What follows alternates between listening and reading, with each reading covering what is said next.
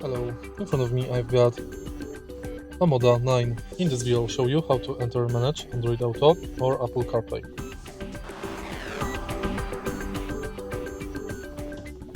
In the beginning, make sure that your smartphone is connected with car via Bluetooth, firstly, and then take a look at the screen display. Now, select Android Auto or Apple CarPlay. Tap your phone.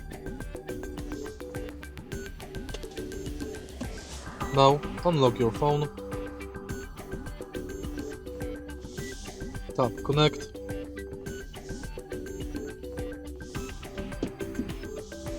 And it's done. Thanks to Android Auto or Apple CarPlay, you've got access to phones, maps, music, banking accounts, and more.